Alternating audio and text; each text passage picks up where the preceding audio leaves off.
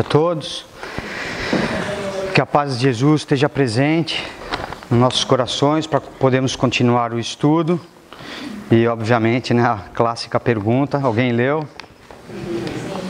Sim? Alguém leu? Eu sabia. Tá vendo, Maria? A gente insiste. Muito bem. Parabéns. Já não vai para o céu. Porque sabe, né, que o espírita que fala que é espírita, né, e depois não lê, não estuda, vai tudo para o céu, né? Vai para o centro espírita no umbral, céu. E a gente vai continuar nossos estudos ali. Porque também foi dito aqui, né, aquele que será dado, será pedido, né? Então, como essa é uma doutrina espiritualista, né, não tem, assim, esse dote religioso, digamos assim, é mais espiritual, é para o nosso próprio desenvolvimento, sem dogmas, sem esforço de consciências, a gente tem que fazer a nossa parte. Então, só revisando, a gente está no capítulo 3, um capítulo que eu pessoalmente gosto muito, é um dos meus favoritos do Evangelho, que há muitas moradas na casa do meu pai. A Maria Novelli falou no comecinho das moradas, né, o que significavam, que também poderiam ser moradas a nível mental, quando a gente desencarna e de acordo com o nosso estado, do estado do espírito, ele vai ter a sua morada mental também. E obviamente morada de planetas ou de globos, como eles falam, né? Depois também, a semana passada a Mariana falou também da classificação dos mundos, né, que também são tantos mundos e é difícil você dar uma classificação certa. Então, é uma classificação mais ou menos abrangente e nessa classificação a Terra é como um planeta de provas e expiações. Já viemos de um planeta primitivo, estamos num planeta de provas e expiações, onde o mal ainda, digamos assim, comanda. Vamos para um planeta de regeneração e depois vamos avançando até os mundos felizes. Então, para falar dessas muitas moradas na casa do meu pai, o que seria, então, essa casa do meu pai, né? E o que seriam essas moradas? O que seria essa casa? Será que é uma casa, um casarão? Deus construiu um casarão grandão para a gente lá quando a gente morrer, ter lá o nosso espaço, nosso flat. Jesus seria o síndico, Deus o landlord, né? Será que é isso, né, que a gente pensa? Não é, né? A casa do meu pai é o universo, é tudo que existe, aquele que a gente vê e aquele que a gente não consegue ver. E as moradas são os mundos, os globos, aqueles que a gente vê e aqueles que a gente não consegue ver também, porque não é só o que a gente consegue ver que tem vida, e a gente sabe disso, né? Mas também hoje em dia até a ciência fala de outras dimensões, então a gente conhece muito pouco do que existe, né? E dentro desse tema, digamos assim, universal, a gente fala, existem bilhões de planetas, né? Mas o que é 1 bilhão, né? A gente consegue, alguém tem 1 bilhão de alguma coisa? Nem de dívida a gente consegue ter 1 bilhão, né? Porque são números assim que a gente não está preparado mentalmente para pensar, né? Se a gente começasse a contar 1, 2, 3, 4, 5, e a cada segundo a gente contasse um número, e a gente nasce já contando, em vez de chorar já começa a contar 1, 2, 3 e vai contando, e aí está lá 1.999.300, é um segundo, você consegue contar um número por segundo. Para chegar a 1 bilhão, a gente demoraria, eu anotei porque é muito interessante, a gente demoraria 31 anos, só para chegar a 1 bilhão, quase 32 anos. Então eles falam, existem bilhões de planetas. Ah, legal, existem bilhões de planetas, mas quanto é 1 bilhão de planeta, né? Aí você começa a pensar. Eles falam que o universo que a gente vê, né, tem 96 bilhões de anos-luz de diâmetro. Aquilo que a gente consegue ver, né? E você fala, o que é isso, né? Então, ano-luz é a distância que a luz demora para percorrer em um ano. Então, se você viajasse a velocidade da luz, você ia demorar de um ponto a outro 96 bilhões de anos.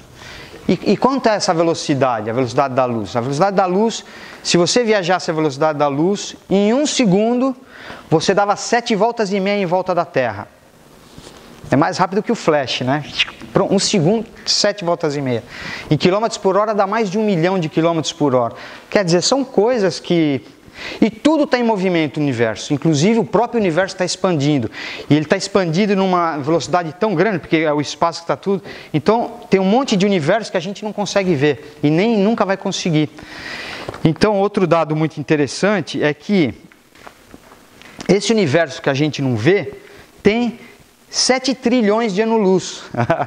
Bom, trilhão você demoraria 31 mil anos para contar, só para você pôr em perspectiva.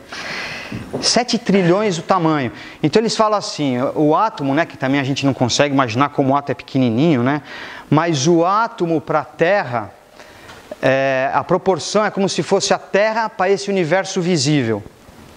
Né? Então, imagina, né, que o átomo seria a Terra e a Terra seria esse universo visível de 96 bilhões de diâmetro, de ano-luz. E o universo invisível está para o universo visível, assim como a Terra está para o universo visível. Então, quer dizer, você vai, né? Já estou sentindo o cheiro de neurônio queimado aqui, né? Porque você começa a pensar, por isso que os espíritos falam, Deus, você quer saber o que é Deus? Vai estudar a sua obra primeiro, depois a gente conversa, para você poder entender Deus, porque, né? Então tem os que a gente chama de louco, né? Cientista maluco, esses conseguem pensar nesse nível matemático, físico, e é uma maravilha, né? Então, essa imensidão de mundos, né? Lembra que, acho que 2 anos atrás eu dei uma palestra sobre também o universo e tal, e a gente falou que existia mais estrelas no universo visível do que grãos de areia de todas as praias do mundo. Né? Aí você começa a pensar como, né? E que existiam 100 bilhões de galáxias, né? A Via Láctea é uma nossa galáxia. Só que agora fizeram novos estudos, eu comecei a pesquisar para apresentar aqui o Evangelho, e já não são mais 100 bilhões, nem 200 bilhões, são 2 trilhões de galáxias que existem no universo visível, isso que a gente pode ver, 2 trilhões. Então, se você começasse a contar 2 trilhões, para chegar a 2 trilhões, quando o macaco saiu lá da África, que o Joca estava falando, né? Há 60 mil anos atrás, que ele saiu lá das planícies da África, se o macaco começasse a contar, um macaco Highlander que não morresse, né? Ficasse contando a vida inteira, ele ia acabar agora. Ele teria acabado de contar agora. Então, isso é estrela, hein? Isso é estrela, Então aqui estamos falando de globos, certo? De globos que pode existir vida. Quantos planetas tem no nosso sistema solar, que é um sistema solar mediano, não tem nada de especial.